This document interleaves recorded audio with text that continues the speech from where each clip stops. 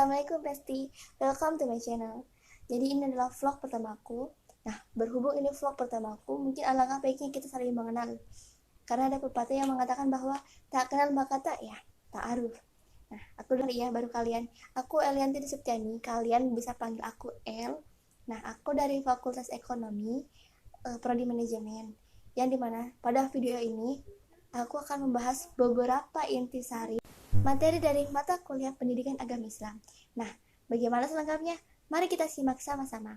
Oke, cekidot. Ya, untuk pembahasan kita yang pertama ada integritas Islam dan iman dalam membentuk ihsan kamil. Nah, ya sama-sama kita ketahui di mana ihsan kamil itu berarti orang yang sempurna, ya kan? Nah, seseorang dapat dikatakan beriman ketika lisan dan perbuatannya itu sejalan. Nah, orang mengaku saya beriman tapi enggan menjalankan kewajibannya. Oke, kita lanjut yang kedua. Ada materi kepribadian manusia dalam Al-Quran. Nah, seperti yang sama-sama kita ketahui bahwa dalam Al-Quran telah dijelaskan bahwa karakter manusia itu sangat berbeda dengan makhluk lain. Bahkan manusia satu dengan manusia yang lain saja sudah pasti sudah terlihat jelas perbedaannya juga di bagian mana. Nah, kepribadian manusia sebagai pembeda karakteristik antara manusia dalam Al-Quran itu seperti yang dijelaskan dalam surat Al-Hujurat, yang dimana terdapat pesan atau petunjuk ilahi yang masih tersembunyi dapat diungkap untuk menuju kehidupan lebih terang benderang dan bermartabat. Nah, kepribadian manusia dalam surat Al-Hujurat ini terbagi menjadi dua, yaitu yang pertama kepribadian manusia yang positif, yaitu yang sopan santun, sabar, ketelitian, cinta keimanan, bersyukur, adil, damai, saling mengenal, taat, dan jihad. Nah, yang kedua ada kepribadian yang negatif, antara lain yaitu ada fasik, kufur, durhaka, mencela, suudzon, mengolok-olok, dan menggunjing sesama. Nah, selanjutnya ada muamalah. Nah, muamalah ini sebagai hukum syariah yang mengatur manusia dalam kaitannya dengan urusan duniawi dalam pergaulan sosial.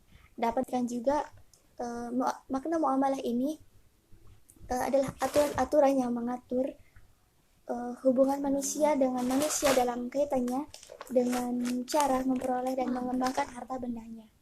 Ada juga jenis muamalah seperti syirkah, jual beli, murabahah, sewa menyewa, utang piutang. Dan tujuan muamalah ini adalah untuk terciptanya hubungan yang harmonis antara sesama manusia sehingga terciptanya masyarakat yang rukun dan tentram.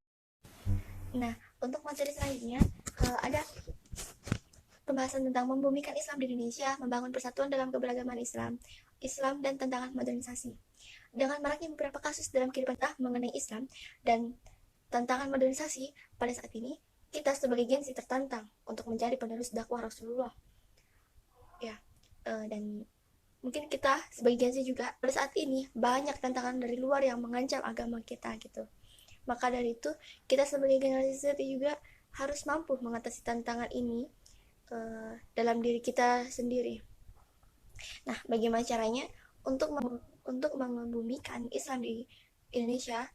Kita sebagai Gen Z, pelajar, mahasiswa, mari kita menyibukkan diri dengan kegiatan yang positif, misalnya bergabung dengan majelis ilmu untuk menggali pengetahuan Islam yang lebih luas lagi. So, jangan jadikan diri kita sebagai generasi yang Islamofobia, yang dimana kita mengaku Islam tapi kita enggan diatur oleh aturan-aturan Islam.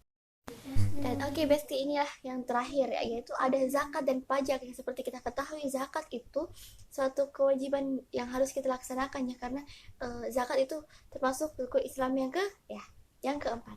Dan dalam Islam juga pajak adalah kewajiban kepada negara yang seharusnya dijalankan ketika negara sedang mengalami masa krisis ekonomi. Nah, itulah tadi pembahasannya. Jadi semoga bermanfaat. Thanks for watching. See you. Wassalamualaikum warahmatullahi wabarakatuh.